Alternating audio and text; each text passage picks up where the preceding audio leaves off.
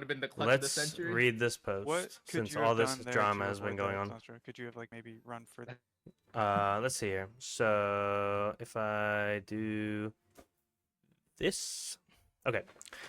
We've been closely following your feedback on our recent announcement of the upcoming Turbo Boost event. I understand that while most of the benefits of the event, such as the double drop, rate on the Warbound until equipped gear from dungeons, or extra upgrade tiers available on the existing items will be available immediately, the prospect of waiting 3 additional weeks to purchase select liberation amount of items from the consultant Rexel is a frustrating one. In light of that, we're changing the structure of the quest for the Dinars, whatever, so that the first week's quest will now reward 3 chips, enough to purchase 1 item immediately.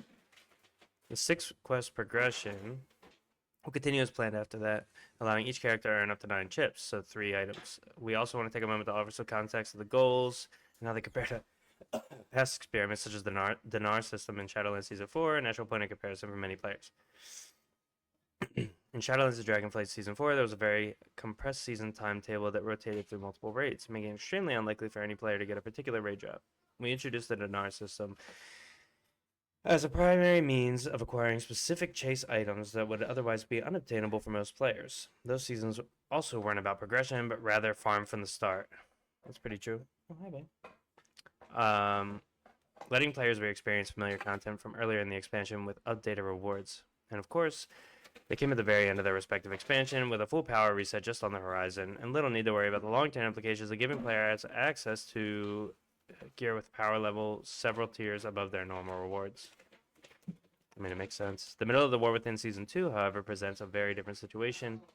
Dinars are designed primarily as bad luck protection, allowing players who've been chasing specific raid items without success to have a guaranteed path to earning them.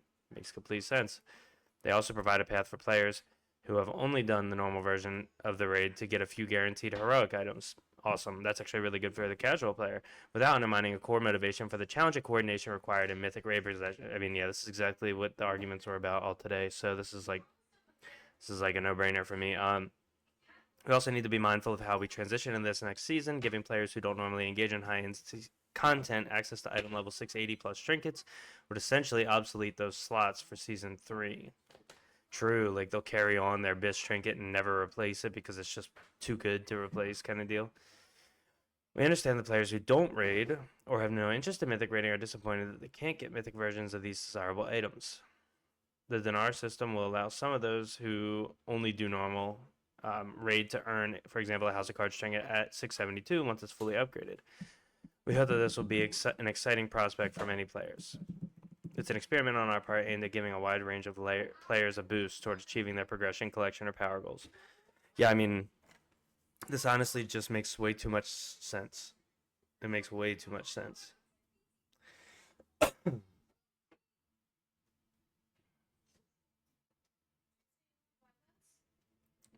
Can't get mythic items as non-mythic raiders. Just skip the entire thing. It's literally not even worth going for after it for 99% of players and will only serve boost runs and token sells. I don't know about that. If we cleared AOTC for doing a full clear of our raid, we should be able to access Myth Trek, or at the very least, a minimum item level 675. Yeah, but people won't be happy because they're increasing the Myth upgradable to now, so people will see that it goes to 684, and they'll be like, "Oh, why does mine only go to 675 when someone else can get 684?" It's like the same thing. Coggin game 2, LD. Wait. Oh, okay, you're starting now. Okay, good luck. You got this. Easy win. Easy win. Easy win.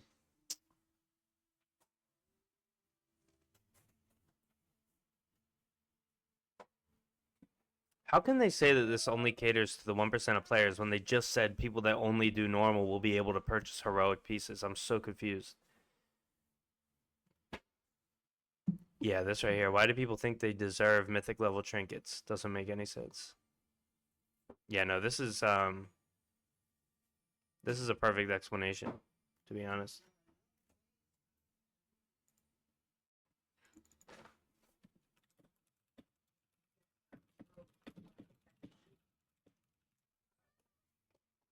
WoWhead comments are ridiculous. Doesn't raid. Wants raid trinkets. Yeah. You just made the gap between Mythic Raiders and non-Mythic Raiders and Mythic Plus even bigger.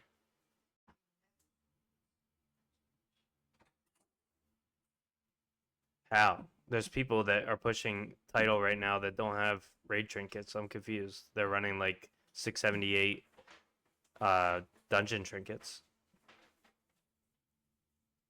As an M plus player playing who does AOTC with my guild, I just want access to the very least 675 item level raid trinket.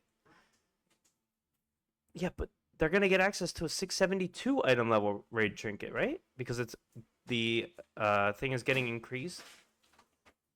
I don't understand. I don't know. Isn't heroic track going from 665 to 672? So I'm confused. It's 3 item levels. What's the big deal there? Is that really like that bad? Because I guarantee the same person, right once they realize, because I'm guessing they must not know that the mythic track is going to 684, then they're going to be malding that now they only have a 670. Let's say they did 675 for heroic. They're going to be malding that they get a 675, and then people that do mythic raid are getting 684, and they're going to be mad again because that's just because people just feel entitled to loot. I don't know about this. This is crazy to me. Why do you think you need mythic level gear if you don't run mythic raid? This is supposed to be bad luck protection. Yeah, not log in to get free mythic loot. Yeah, it's just, yeah, makes complete sense.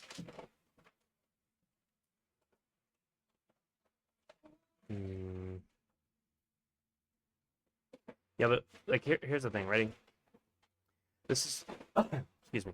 This is still useless to a large part of the raiding community since AOTC is by far the biggest portion. If they do Mythic Plus 10s, then these dinars aren't upgrades, but items you have to type in delete to get rid of. Not true. So, for example, well, let's just pull this up. Okay, so I wanted to quickly explain what Blizzard was trying to say in this section right here. We also need to be mindful of how we will transition into the next season. Giving players who don't normally engage in high-end content access to item level 680 plus trinkets would essentially obsolete those slots for Season 3. Okay, so let me give a scenario to you, and I have Blood Mallet up for an example. So, let's say I was a normal raider in Season 1 of The War Within, but we got access to the Dinar system in the way that a lot of people are arguing that they want it. And I purchased this Ovinax Mercurial Egg from Brood Twister at Mythic item level. So, as you can see here, going into this current season, let's say I was just a normal raider, but because I got the Dinar, I was able to upgrade it, purchase a Mythic version. That Mythic version would be outperforming every single thing that drops in this current expansion, this current season at the level of content that I actually do. Now, I could get into Mythic Plus 10s or whatever, but as far as raid goes, I would never replace this, ever. The slot would be locked off. The Eye of Kazan, no. Lock and Stalk, no. House of Cards, no. You can see the line here of how it outperforms. I mean, another example is like the Sack Brood even. Sack Brood at 639 is basically right on par with a normal Eye, which is my bis this season. So they're saying if you're a normal raider, if you enjoy normal, and you're able to buy the best trinket from Mythic, then going into the next tier, you're just never going to have to replace that tier, which isn't really like how progression of loot is supposed to work. So just wanted to shed some light on that. So 665 is right here, right? For a Dev Evoker, right? This is just a good example. 665 right here is the power gap. It's 8.21%. Do you see how even at 660, which it's going to 672, mind you. But anyway, like when they raise the cap. But just look at this real quick. It's better than every other trinket that is available. So they're completely wrong when they say everything from Heroic is worse than the 678 pieces that they could be getting from the vault. by RNG. Like, it's bad luck protection. If you haven't gotten good trinkets for your class, you can literally just buy it if you've killed the boss. Period. I think that's great. Like, a dev evoker can come in and say, "Oh, I've killed one arm bandit for the last 9 weeks, or whatever it'll be by then, 12 weeks, whatever. Oh man, I haven't gotten a drop, or it's been given to every other raider, and I'm just sick of it. Because it's such a big increase for me. Man, I really wish that I had House of Cards." They can literally just take the cartel chip and just buy it, plain and simple. I see that as a huge plus. That is a huge plus. How is this person not understanding that there's people like? Let me look. I don't know what other classes like require raid trinkets. I know Fury's pretty decent. 665 is like right in here somewhere. That's almost better than every other trinket. Lock and Stalk as well is good. I guess the only thing competitive would be this right here. This is for arms, sorry, but this is from Theater of Pain. If you get it at 678 in the vault, sure. You're looking at Fury, more like this. 665 is like right in here. This is a raid trinket. This is a raid trinket. You literally could pick any of these from the heroic raid and just scoop it. Like, let's look at Fire Mage, I guess, or this one. If you've killed heroic Muggsy, it's like right in here. Literally one of the, even a heroic level better than 678 of anything else. Anything.